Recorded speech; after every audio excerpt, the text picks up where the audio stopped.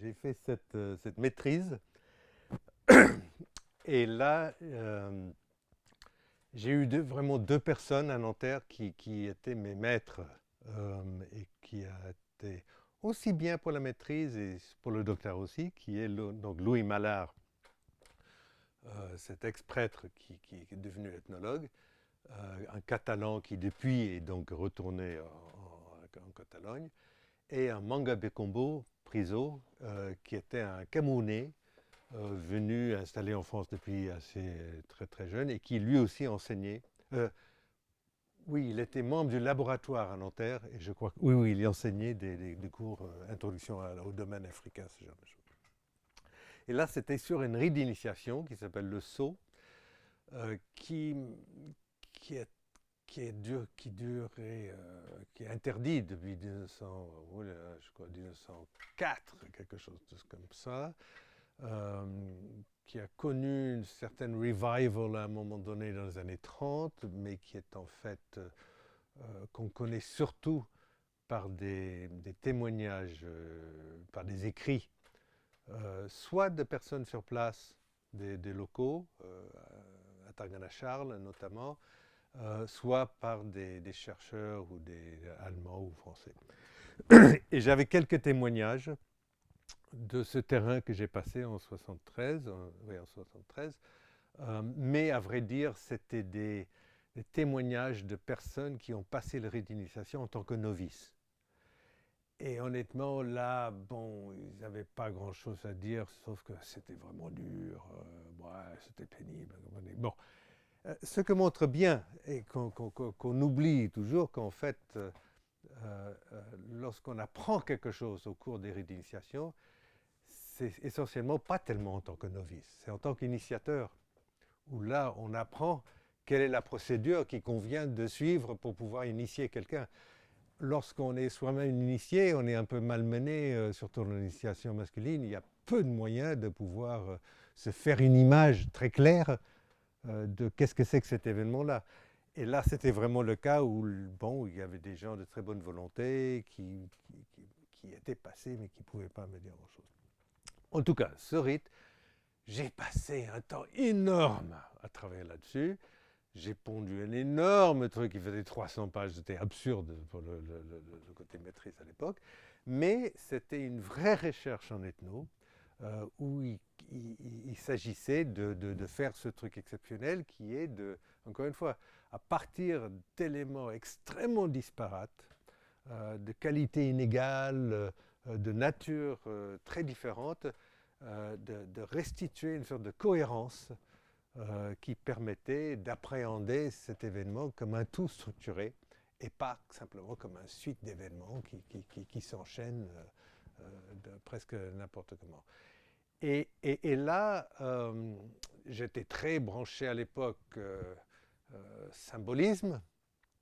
Et puis, une position que j'ai totalement abandonnée de façon militante par la suite. Mais il y a une chose qui résume pour moi très bien les pièges, disons, de l'analyse symbolique. À un moment donné, il y a les gens, les novices, comme souvent dans les rites d'initiation masculine, sont battus à diverses reprises. Et euh, un des témoignages a dit, et voilà, il y a un passage à tabac. Mais moi, j'ignorais que c'était une expression en français. Et du coup, j'ai fait toute une élaboration sur le tabac et la première feuille du tabac, et justement la feuille qui est le moins bien, et du coup, par la énorme truc. Bon, et ce n'est que lors de la soutenance que quelqu'un m'a dit, mais vous savez, c'est quand même une expression française. Ah bon, bon. Donc, ça m'a refroidi, mais ça m'a permis donc de plonger un peu dans cette question à la fois de symbolisme et de rituel, qui est devenu par la suite une préoccupation majeure. Mais lorsque j'ai terminé ma maîtrise et il s'agissait d'imaginer de faire un doctorat, j'ai pris une décision qui était de rester en France car ça aurait été le moment où j'aurais pu retourner aux États-Unis. Et j'ai quand même demandé à plusieurs personnes, bon, est-ce que c'est intéressant que je retourne aux États-Unis? Si oui, dans quel coin? Bon, à l'époque, l'africanisme aux États-Unis n'était pas très développé. Les historiens, oui, mais côté ethnologue, pas vraiment encore. Mais surtout, j'ai parlé avec un type qui s'appelle John Mura, qui travaille dans les Andes, qui était visiting professor à Nanterre, et à d'autres personnes, Chris Crocker aussi, qui était et tous les deux m'ont fait comprendre qu'en fait, si je devais poser ma candidature aux États-Unis, je devais me vendre avec une étiquette, et j'en avais deux à ma disposition, grosso modo, qui étaient compréhensibles par l'académie américaine, honnêtement. Soit je me vendais comme structuraliste, soit que je me vendais comme marxiste. Le marxisme ne m'a jamais inspiré, et ce n'était pas une position contre, c'était une simple ignorance. Toutes ces questions-là, politiques, grosso modo, étaient en dehors de ma sphère de considération. Du coup, bon, j'étais conscient de ça, mais ce n'était pas mon truc. Et le structuralisme, précisément, je me sentais un tout petit peu un peu en décalage avec le structuralisme, car c'était plutôt dans les actions et les interactions que je trouvais des choses intéressantes, plutôt que dans les catégories et leur articulation comme ça. Du coup, je n'étais ni l'un ni l'autre. J'avais trouvé des gens, Bécombo et Mallard, avec qui je travaillais bien. J'avais trouvé un terrain où je me sentais bien, qui était francophone. Bon, j'étais avec une femme française. La possibilité, le CNRS, c'est quand même extraordinaire comme moment. Là, il n'y a rien de pareil en Afrique du Nord, en Amérique du Nord. C'est vraiment invraisemblable. Donc, bon, j'ai misé pour la France. Et ça, c'était une décision majeure et qui s'est consacrée par le fait de m'engager dans un doctorat donc, sur le Cameroun. Alors, sous la direction, parce que à la fois Bécombo et Mallard étaient des maîtres de conf, il fallait un prof pour diriger la thèse. Du coup, je me suis inscrit avec Dampierre. Éric de Dampierre, qui était chef de département et qui régnait sur l'africanisme à Nanterre. Bon, je crois qu'il n'a jamais lu ma thèse, mais bon, j'ai eu quelques discussions avec lui. Et par la suite, un peu plus tard, il a renoncé grosso modo à l'ethnologie africaniste. Il ne l'a pas encouragé à Nanterre, voyant que ça s'est dilué avec des gens travaillant sur l'anthropologie médicale, sur le développement, sur les trucs de santé. Et pour lui, c'était une sorte d'amoindrissement, disons, de la rigueur qui se devait pour les études anthropologiques. Et du coup, il a énormément favorisé à Nanterre les études sur l'Asie, qui était très très peu développée, et l'ethnomusicologie, qui était pour lui donc deux champs où il y avait des choses à faire et qui pouvaient exiger une sorte de rigueur analytique qu'il pensait que côté africanisme, ça foutait le camp, quoi. Bon. Mais bon, tout ça à l'époque, moi je faisais mon petit chemin de trucs. Du coup, je suis parti donc au Cameroun. Et là, la division de travail était relativement bien, assez claire. Mallard, donc je suis retourné plus ou moins au terrain, peut-être pas tout à fait le même, mais sur lequel travaillait Louis Maillard. Donc c'est chez les Bétis, des gens qui s'appellent les Évouzocs. Alors moi j'étais basé chez les Évouzocs, il y a des Ngoué, il y a des Énois, il y a différentes populations, mais Bétis. qui étaient les bêtis les plus à l'ouest. C'est la fin d'une migration qui descendait et que les Allemands ont arrêté vers les 1910, à peu près, je sais pas, 200 km, 300 km de la mer. Mais Mallard avait travaillé beaucoup sur les rituels, beaucoup sur la maladie, beaucoup sur les rituels de guérison, sur la cosmologie, la conception de la personne, tout ces... Du coup, ce qui n'avait absolument pas travaillé, c'était l'organisation sociale et la parenté. C'est une société acéphale, donc avec très très peu de structures politiques qui méritent d'être reconnues comme telles. Du coup, bon, ça, c'était pas vraiment quelque chose. C'était des gens qui, d'un point de vue économique, bon, c'était pas... là aussi, il y avait très très peu de champs autonomes, disons, un peu autonomes en économie qui mériteraient qu'on travaille là-dessus à fond. Je crois que d'autres l'ont fait depuis.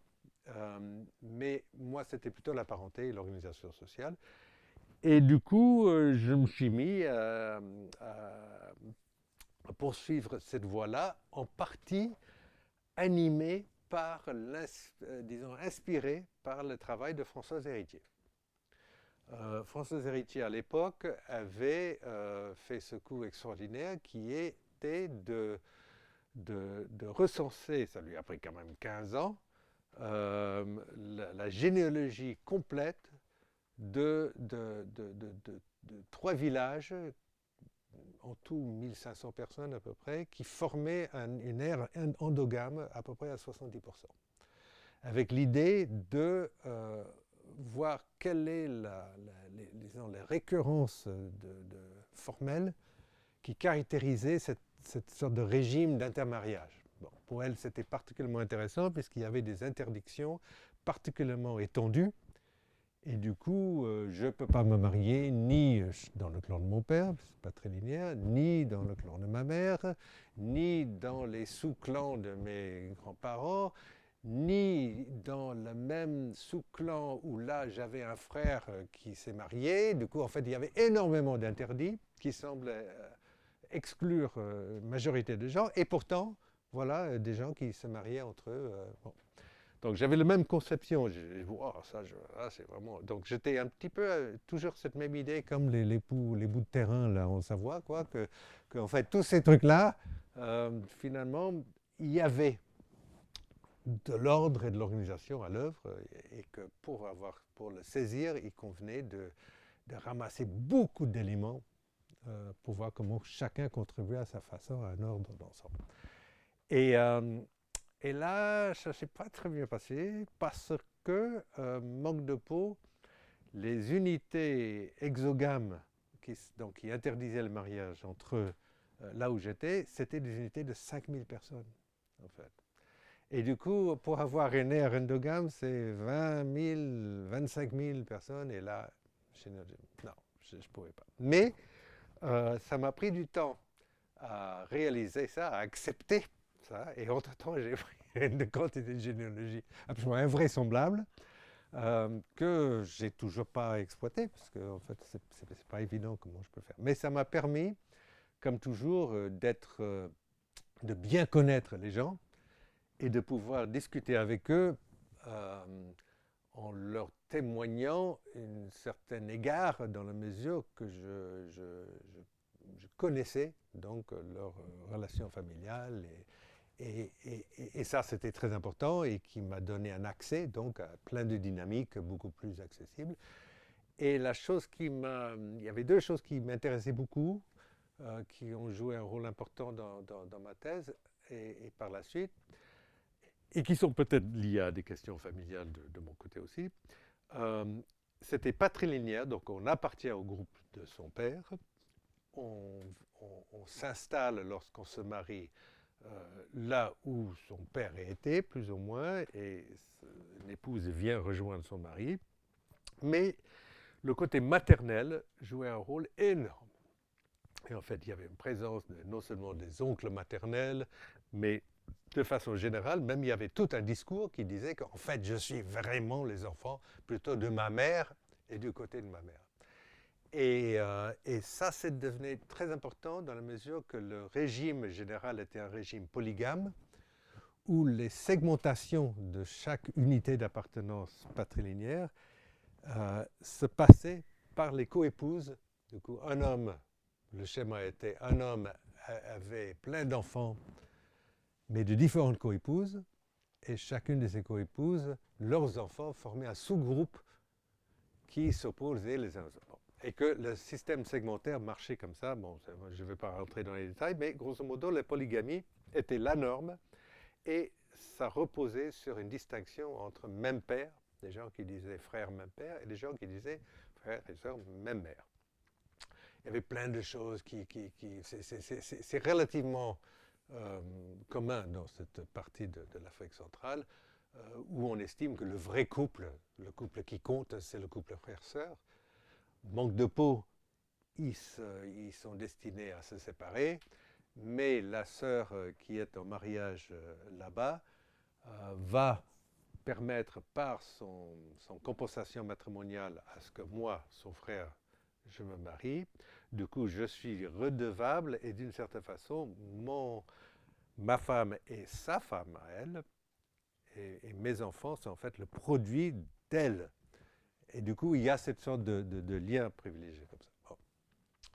Et du coup, ça, c'était une première chose sur laquelle j'ai pas mal travaillé, sur l'articulation des références maternelles et paternelles au niveau domestique, mais aussi dans la structuration du système lignagé.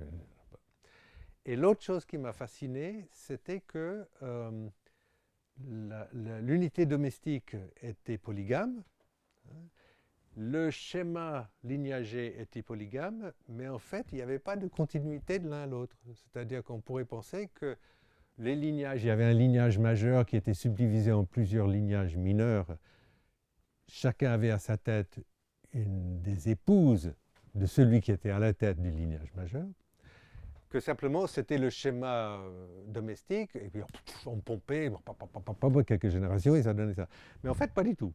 En fait, l'organisation domestique était démantelée et reconfigurée, et qu'en fait, au niveau lignagé, avec la transformation de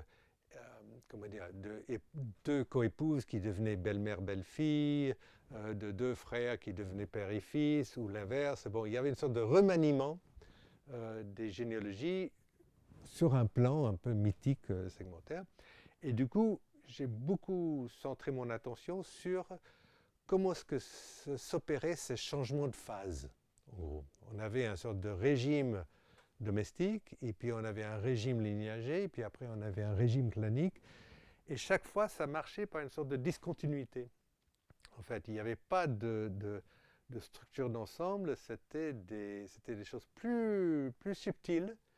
Et c'est là où est devenu pour moi un élément important dans tous mes travaux, l'histoire d'une modélisation un peu complexe, dans laquelle l'indétermination est une qualité, disons, invariable de la structure elle-même que définit le modèle. Du coup, là, l'idée, c'est que s'il y a de l'indétermination, ce n'est pas parce que le modèle a du mal à s'appliquer à la réalité, c'est parce qu'elle est adéquate à la réalité, qui précisément... donc, on n'est pas dans un truc de normes et de déviation, on est plutôt dans une question qui permettent beaucoup de sortes de choix par des individus, des collectifs particuliers, en fonction de contextes, de facteurs contextuels difficiles à maîtriser. Et du coup, on avait ces sortes d'indétermination, et c'est ce que j'ai trouvé par la suite, mais je vais revenir, dans justement la relation hiérarchique de Louis Dumont, qui gardait cette idée-là de complexité. Donc, cette sorte de transition, de transformation, pas continue précisément. Donc on n'est pas du tout dans un truc de transformation structurale où en fait c'est l'inversion, comme ça. On est vraiment dans une sorte de démantèlement et remantèlement. Et le problème, c'est qu'il faut qu'il y ait des modèles qui rendent compte des régularités dans ce processus discontinu, sans que ces régularités soient nécessairement strictement prévisibles dans tel ou tel cas.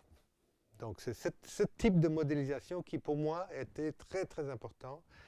Et là-dedans, c'est vrai que des gens comme Gregory Bateson, pour moi, étaient des références très importantes. Et comme je disais, et Dumont était, que je ne connaissais pas à l'époque, mais que par la suite est devenu très, très important pour moi, cette sorte des choses que moi, pour moi, étaient, que je mettais sous le terme de complexité. Et curieusement, lorsque je suis revenu sur les questions de rite d'initiation, c'est cette même chose qui m'a tracassé, qui m'a préoccupé pour les transformations que sont censés instaurer les passages, les rites de passage, en gros. L'idée étant que là aussi, il ne s'agit pas simplement d'une amplification de ce qu'il y avait avant. On devient un garçon, on est né garçon, et puis on pompe un truc et on devient un homme. Il y a vraiment une sorte de discontinuité essentielle, et que dans le rituel c'est essentiel, c'est important parce que justement avant ça n'est pas comme après, et avant sont différents, qu'il y a une sorte de presque irréversibilité dans la transformation qu'opèrent beaucoup de rituels. Pas tous, hein, parce que le mariage peut divorcer, mais disons que moi ce qui m'intéressait c'était la façon que le rituel instaurait des réalités qui étaient en partie composées à partir d'éléments qui préexistaient, mais qui avaient une sorte de spécificité, une nouveauté, une originalité propre. Et que la question, c'est quel est le processus par lequel ça se passe, qui pour moi n'était pas très différent de ces questions de comment est-ce qu'on passe d'un niveau domestique à un niveau lignagé.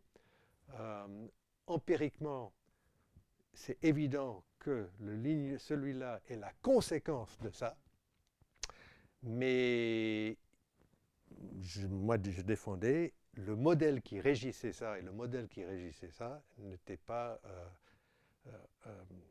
réductible à un même modèle. Et du coup, j'avais besoin d'un modèle pour passer de l'un à l'autre. Et c'est ça, pour moi, c'est le vrai modèle. De trucs comme ça.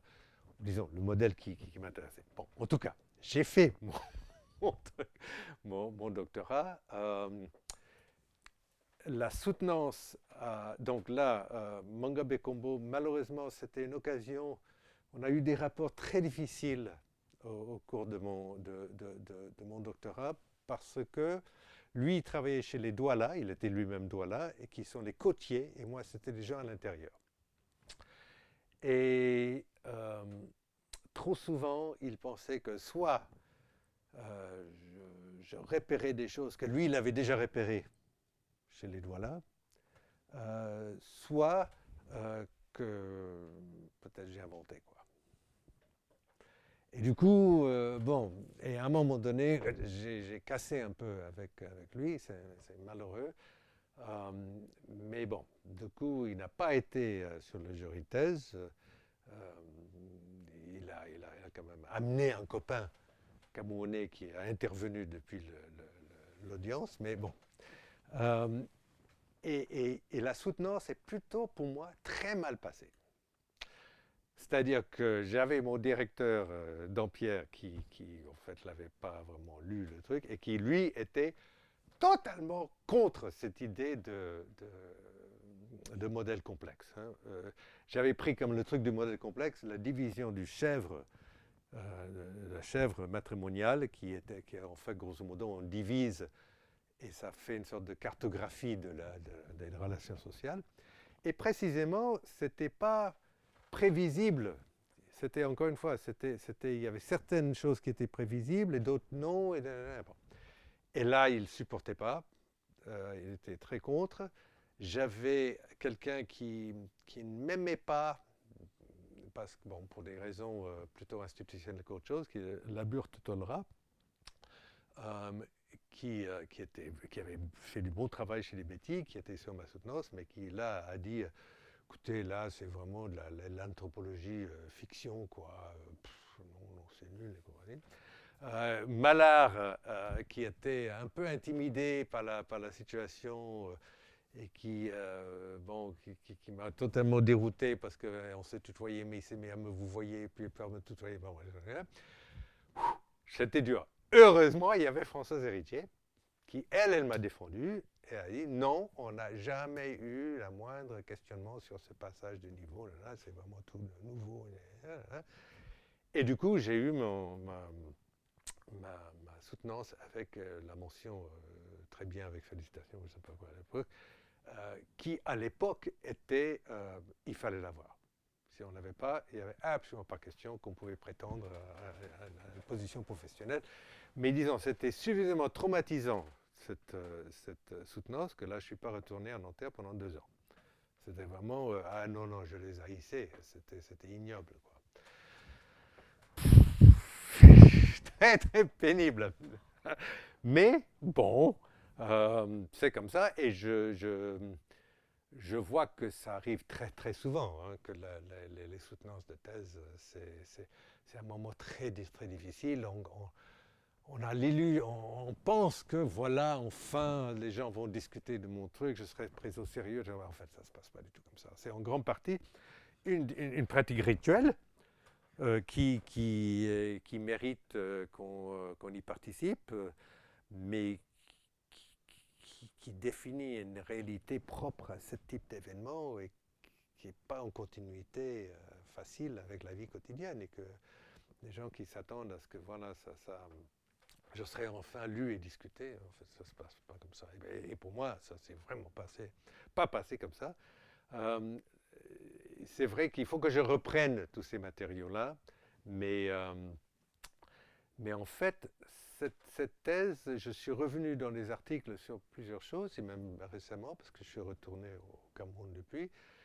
Mais disons que là a commencé assez rapidement une sorte de shift depuis la parenté au champ du rituel, que j'avais précisément fait dans ma maîtrise, mais que pour ma thèse, j'avais plus ou moins abandonné compte tenu du travail préalable qu'avait fait Mallard.